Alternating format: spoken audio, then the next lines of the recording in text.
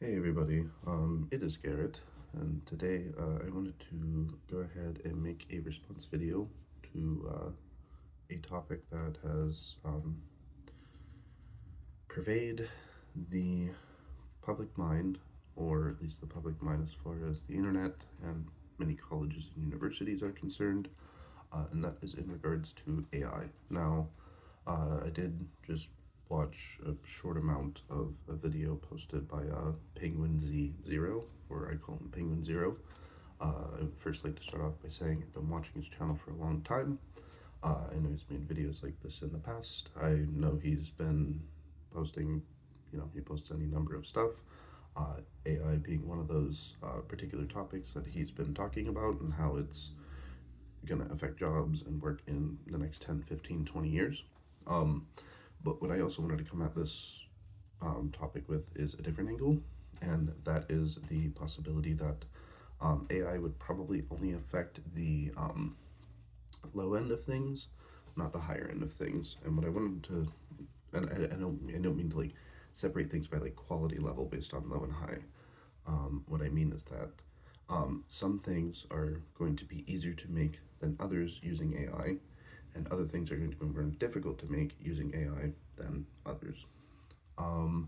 And sort of the example that I wanted to use is the idea of sonnets. So, as a poet and somebody who's been writing short stories and poems for many years, one of the distinguishing factors, as far as I've observed, between people who write for publication and become more consistent with their craft versus people who write casually, and I did kind of strike a balance between both as I've been coming up with my writing. Um, One of the differences that I see is nuance. And one of the issues, especially with AI and in regards to AI art and AI creating writing and music and artwork in general, is that AI has to live in its own insulated bubble. It can't work outside of the bounds of maybe dialogue and conversation surrounding it by people.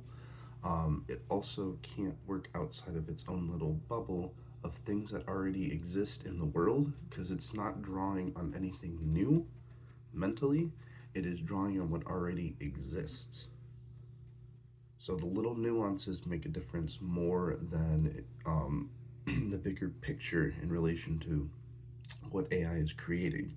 Now, it is unfortunately true that there are a lot of things, including maybe journalism and, short films and artwork and music, that might be overtaken in some way by AI because AI, in and of itself, is able to take what has happened before and create something new using the elements of inspiration from that.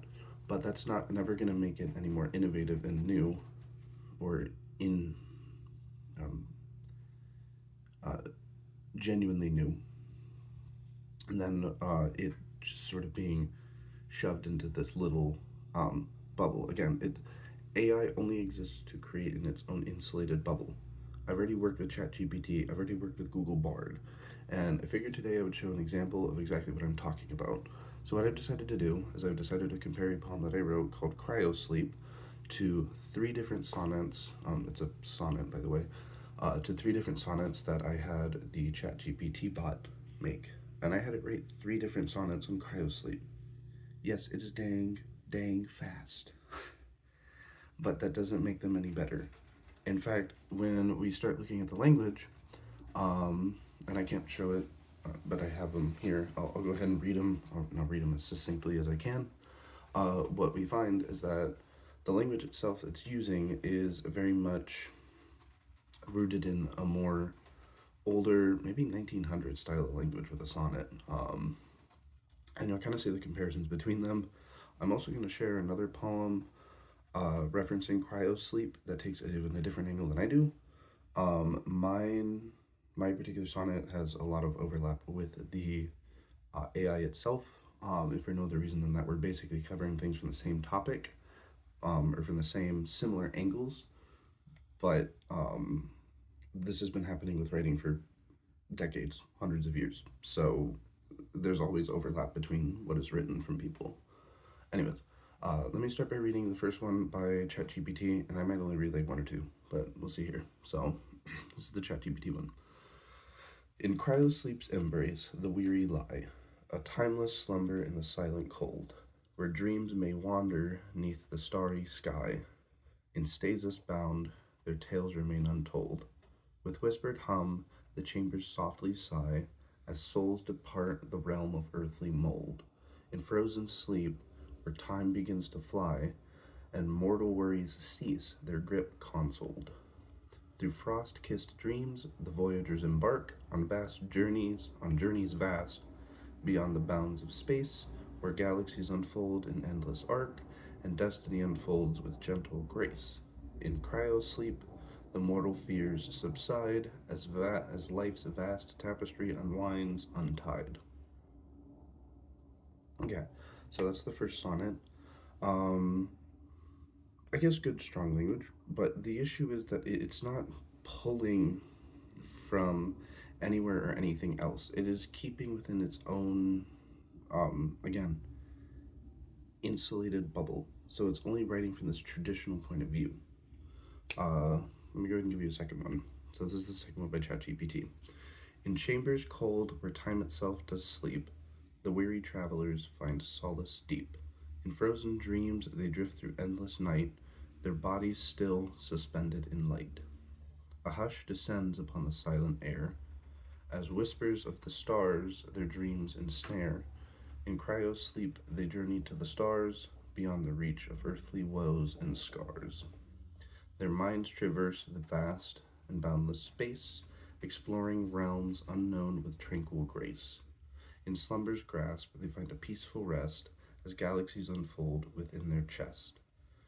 Though frozen in the grip of endless night, their spirits soar on wings of pure delight. So again, we're running into the same issue where the ChatGPT is only pulling on what it can find, presumably online and from, however its engine is searching through prompts, and or however its engine is searching for the prompt given to it, which is to write a sonnet about cryosleep. Um, but it's not doing anything particularly new. It's not doing anything different with it. So now I'm going to go ahead and read mine, and we'll see what kind of the difference is. I do try to deviate from the traditional sonnet form. I don't always follow accent as well as the maybe ChatGPT does, for no other reason that it doesn't have to be that strict. And again, I'm doing this more so with artistic intent in mind, not anything else. So, anyways, the hour passes, and I lay frozen inside a gray pod made of glass and steel. My senses dull and then die one by one as the ice shavings melt, my tongue's last meal. It's impossible to know perfect black without a sense of sight, but something's there. No, someone, somewhere. What my senses lack, my soul escapes to show me something rare. A flight out through the universe's sprawl, unbound by the body in cryosleep. The cores of stars, an underground sky, fall brings king anointed leaves. No need to breathe. Without a want or desire in place, immortal life begins in this malaise. So with mine, I don't try and follow a long iambic pentameter flow. In particular, there's a middle line in here. No, someone, somewhere. I literally ask questions in the middle of it. What my senses lack, my soul escapes to show me something rare. I'm not trying to pull on language that's too old. I'm trying to more so have elements of science fiction be applicable to the actual sonnet itself, because it's more of a science fiction sonnet. And, I would say the only thing that would probably be more indicative of something or more closely akin to ChatGPT would be the ending, which is without a want or desire in place, immortal life begins in this malaise. And sometimes that's okay, but point being that ChatGPT is only creating in its insulated bubble of what it views sonnets as, and unless it grows away from that and starts to deviate from it, it's never going to end up making something that really pushes the mark. So this is another poem I want to share, and I just pulled this one from online. Okay, anybody can do this. Anybody can see the glaring and obvious issues saying that OpenAI or AI is going to upend our creative lives as vastly as it is. Because when you're actually pursuing anything creatively, you're going to have to take some liberties and permissions in terms of how you approach your style with it. You know, you have to work out your style and your voice. Anyways, this one's called Cryosleep. In Cryosleep, the stripes are for the horse. And to the author of this, it's by Gretchen Gales, or no, the words are by Gregory Kimbrell. I apologize if you don't want me to share it, but I'm just going to share it anyways. So, anyways, beyond the shadow is the other room, where the lunatic is imprisoned. There is no light, so he has no need for eyes. He records his dreams with the bones of rats he pulls down from the ceiling. Their furs spark, singeing his fingers, and he cries out in pain. The castle is, itself, a shadow from a forgotten past. No one remembers the invasion, only the long periods of sickness that came before, and the dead star that exploded. So, let's go ahead and go over here. So, I obviously put, the cores of stars and underground sky in relation to my own sonnet.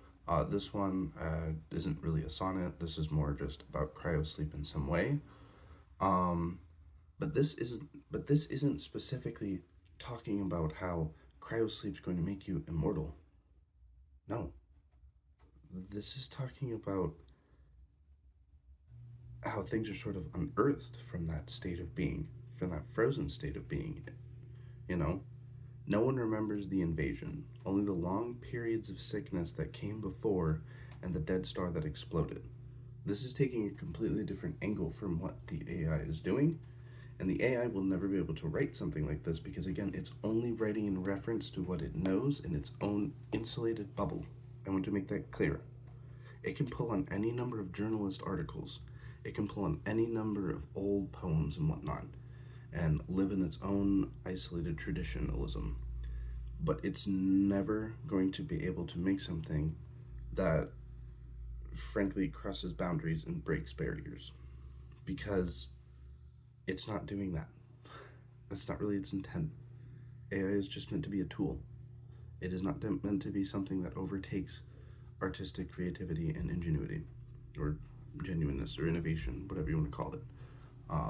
And yeah, that's kind of all I have to say. If there's any questions or responses, I don't really mind. Uh, and no, I'm not doing this to bash Penguinz0. It's just me making a video addressing this idea of AI. So yeah. Anyways, hope everybody has a wonderful rest of their day. Thanks, and have a good day.